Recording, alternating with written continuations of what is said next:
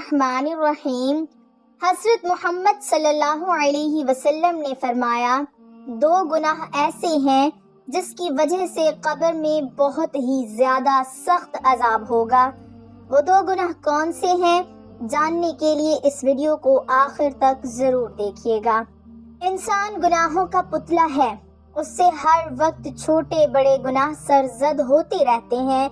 बड़े से बड़ा मुत्तकी और परहेजगार शख्स इस बात का दावा नहीं कर सकता कि वो गुनाहों से बिल्कुल पाक है या इससे कभी किसी गुनाह का इर्तिकाब नहीं हुआ है। लेकिन एक मोमिन और गैर मोमिन में फर्क ये है कि मोमिन जब किसी गुनाह का मुर्तकिब होता है तो वो फौरन अपने रब की जानिब पलटता है और उससे मग़फ़िरत तलब करता है, जबकि गैर मोमिन ऐसा नहीं करता। इसी को हजरत अब्दुल्ला इब्न मसऊद रज़ियल्लाहु ताला अन्हु ने इस तरह से फरमाया है, मोमिन अपने गुनाहों को यूं देखता है जैसे वो एक पहाड़ के दामन में बैठा हो और डरता हो कि वो इस पर गिर ना पड़े, और फाजिर अपने गुनाहों को ऐसे देखता है गोया एक मक्खी थी जो उसकी नाक पर बैठ गई थी और जिसे उसने हाथ हिलाकर उड़ा दिया। गुनाह तो गुनाह होता है, चाहे छोटा हो या बड़ा, लेकिन दो गुनाह ऐसे हैं जिसकी वजह से आपको कब्र में सख्त अजाब होगा। वो कौन से हैं, हम आपको इस वीडियो में बताएंगे। हमारे प्यारे नबी हजरत मोहम्मद मुस्तफ़ा सल्लल्लाहु अलैहि वसल्लम ने इरशाद फरमाया कि वो एक कब्र के करीब से गुजरे। दो कब्रें थीं। आप सल्लल्लाहु अलैहि वसल्लम ने फरमाया कि इन दोनों में अजाब कब्र हो रहा है। आप सल्लल्लाहु अलैहि वसल्लम ने फरमाया कि ऐसा गुनाह नहीं जिसको लोग बड़ा समझते हों, बल्कि ऐसा गुनाह है जो कि बहुत छोटा समझा जाता है और उस गुनाह की वजह से उनको अजाब कब्र हो रहा है। नाज़रीन, अल्लाह पाक कभी भी इंसान को सगीरा गुनाह करने पर आग का अजाब नहीं देते। तो हदीस शरीफ में आता है कि बड़े गुनाह की वजह से नहीं हो रहा, छोटे गुनाह की वजह से हो रहा है, बल्कि ऐसा बड़ा जिसको लोग बड़ा समझते हों। तभी आगे हदीस में आया है कि खबरदार, ये बहुत बड़े दो गुनाह हैं। नाज़रीन, हमारी ये गलत फहमी है, बाज़ औक़ात बहुत से गुनाहों को हल्का समझते हैं, लेकिन अल्लाह की नज़र में दो गुनाह बड़े होते हैं। हम बड़ा समझते हैं जिना को, यकीनन ये बड़ा गुनाह है। हम समझते हैं शराब को, यकीनन ये बहुत बड़ा गुनाह है। हम बड़ा समझते हैं कत्ल करने को, यकीनन ये बहुत बड़ा गुनाह है। नमाज कज़ा करना बहुत बड़ा गुनाह है। शिर्क करना, वालिदैन को अज़ियत देना। लेकिन कुछ गुनाह ऐसे होते हैं जो होते तो बहुत बड़े हैं लेकिन समझे जाते हैं छोटे।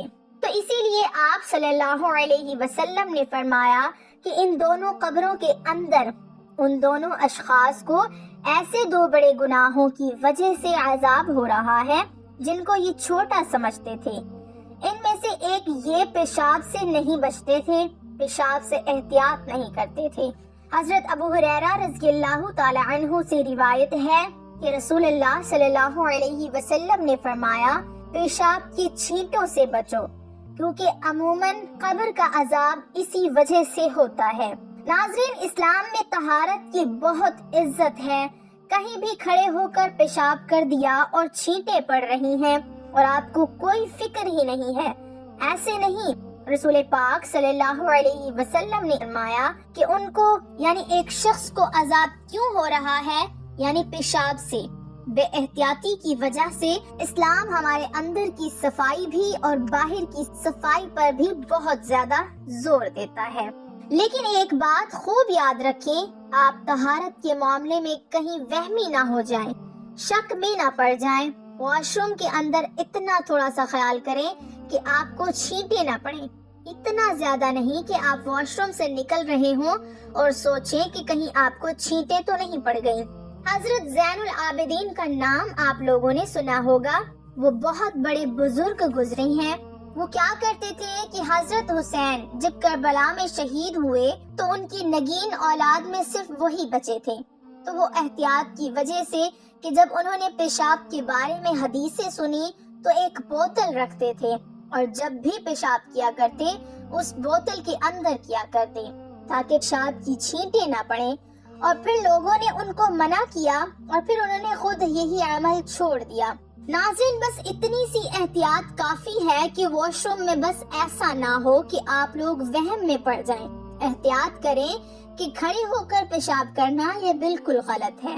جو لوگ ایسے کرتے ہیں ان لوگوں کو روکا گیا ہے اس عمل سے کہ بہت باریک باریک چھینٹیں اگر آپ کو پڑ جائیں تو علماء کہتے ہیں کہ وہ آپ کو معاف ہے، کیونکہ ان سے بچنا ممکن نہیں ہے۔ دوسری قبر میں جو شخص دفن تھا اس کے بارے میں حضور صلی اللہ علیہ وسلم نے فرمایا کہ یہ شخص چگلی کیا کرتا تھا، ادھر کی بات کو ادھر کہہ دینا اور ادھر کی بات کو ادھر کہہ دینا، اس پر اسے عذاب قبر ہو رہا ہے۔ اس سے پتہ چلتا ہے کہ جب لوگ چغلیاں کرتے ہیں تو یہ صغیرہ گناہ کے مرتکب نہیں۔ ہمارے ہاں زنا کو تو برا سمجھا جاتا ہے، شرابی کو بھی برا سمجھا ہے، لیکن چغل خور کو کچھ بھی نہیں سمجھا جاتا۔ یہ چغل خور ایسی لڑائیاں کرواتا ہے کہ آپس میں محبتوں کو نفرت میں تبدیل کر دیتا ہے۔ ورکرز کو اپنے باس سے لڑوا دے گا، بھائی کو بھائی سے لڑوا دے گا، شوہر کو بیوی سے اور بیوی کو شوہر سے لڑوا دے گا۔ یہ سب مسائل کہاں ہو رہے ہیں؟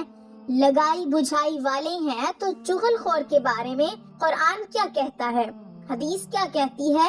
یہ صغیرہ گناہ نہیں ہے۔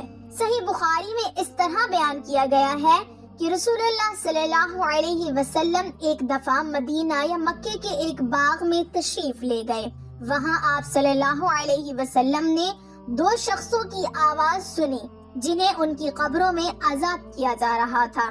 آپ صلی اللہ علیہ وسلم نے فرمایا کہ ان پر عذاب ہو رہا ہے اور کسی بہت بڑے گناہ کی وجہ سے نہیں۔ پھر آپ صلی اللہ علیہ وسلم نے فرمایا بات یہ ہے کہ ایک شخص ان میں سے پیشاب کے چھینٹوں سے بچنے کا اہتمام نہیں کرتا تھا اور دوسرا شخص چغل خوری کیا کرتا تھا۔ پھر آپ صلی اللہ علیہ وسلم نے کھجور کی ایک ڈالی منگوائی اور اس کو توڑ کر دو ٹکڑے کیے اور ان میں سے ایک ٹکڑا ہر ایک کی قبر پر رکھ دیا۔ لوگوں نے آپ صلی اللہ علیہ وسلم سے پوچھا کہ یا رسول اللہ صلی اللہ علیہ وسلم، یہ آپ صلی اللہ علیہ وسلم نے کیوں کیا؟ آپ صلی اللہ علیہ وسلم نے فرمایا اس لیے کہ جب تک یہ ڈالیاں خشک ہوں شاید اس وقت تک ان پر عذاب کم ہو جائے۔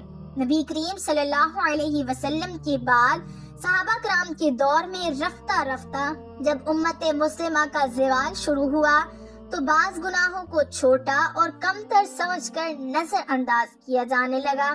حضرت عبادہ بن قرطہ رضی اللہ تعالی عنہ اپنے شاگردوں سے مخاطب ہو کر فرماتے ہیں تم ایسے کام کرتے ہو جو تمہاری نظروں میں بال سے بھی باریک ہوتے ہیں، جبکہ ہم انہیں رسول اللہ صلی اللہ علیہ وسلم کے زمانہ میں ہلاک کر دینے والے کا شمار کرتے تھے۔ آج ہماری یہ حالت ہے کہ ہم برابر چھوٹے بڑے گناہ کرتے رہتے ہیں لیکن اس کو گناہ نہیں سمجھتے یا بہت معمولی گناہ سمجھ کر نظر انداز کر دیتے ہیں، جیسے آفس کی چیزوں کو خواہ وہ کتنی ہی معمولی ہی کیوں نہ ہو ذاتی سمجھ کر استعمال کرنا خیانت اور گناہ ہے۔ لیکن ہم میں سے اکثر لوگ ایسا کرتے ہیں۔ ایسا اس لیے ہوتا ہے کہ ہمارے دلوں سے اللہ تعالیٰ پر یقین، جزا و سزا کا احساس اور حلال و حرام کی تمیز نکل چکی ہے۔ ایسی بہت سی احادیث پائی جاتی ہیں جس سے متعلق ہے تو ہمیں بچنا چاہیے چغل خوری سے اور کھڑے ہو کر پیشاب۔ اللہ سے دعا ہے کہ اللہ پاک مجھے اور آپ سب کو جو ہم نے کہا اور سنا ہے اس پر عمل کرنے کی توفیق عطا فرمائے۔ آمین ثم آمین۔